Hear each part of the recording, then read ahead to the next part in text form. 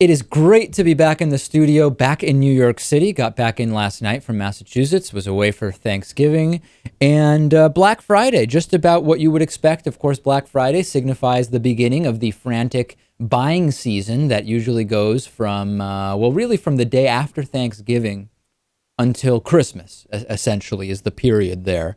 And total chaos at Walmart, of course. According to BlackFridayDeathCount.com, only one death this year, 15 injuries, brings us to 7 deaths total and 90 injuries. Of course, a lot of the injuries are kind of understated because if it's not serious enough, you might just never hear about it if you're kind of compiling these statistics. Let's start with just a little bit of the flavor. Let's listen to the sounds and sights of the Black Friday magic. Check it out.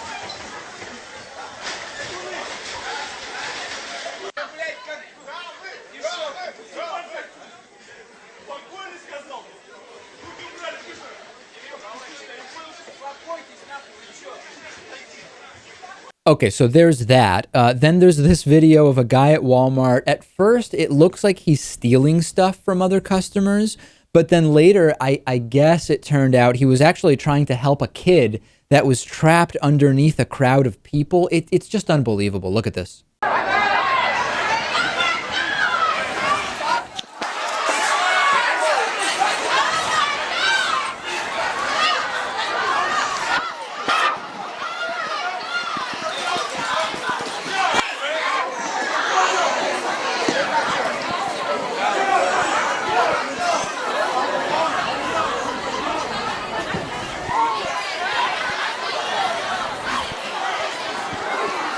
And then the guy who filmed that was actually thrown out for filming. Here's a video of a stampede trying to get into a store.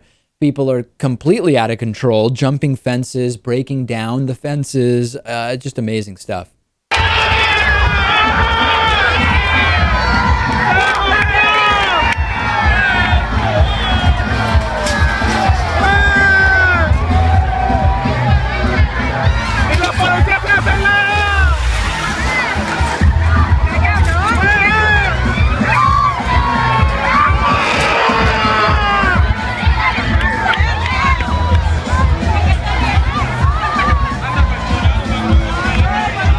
All right, and then some craziness to round things out, some craziness at a Texas Walmart as an injured guy is helped out of the store by other shoppers and police.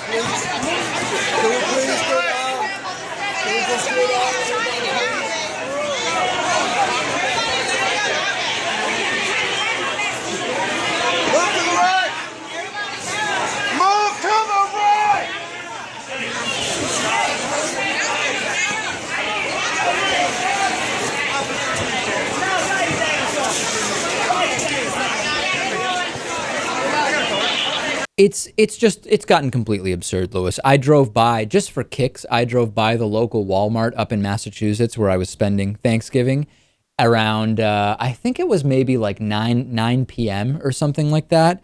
There were people, there were tents, there was police, there were people who work at Walmart, employees who clearly are not trained in crowd control or security, kind of doing crowd control. I mean, it was just a complete farce.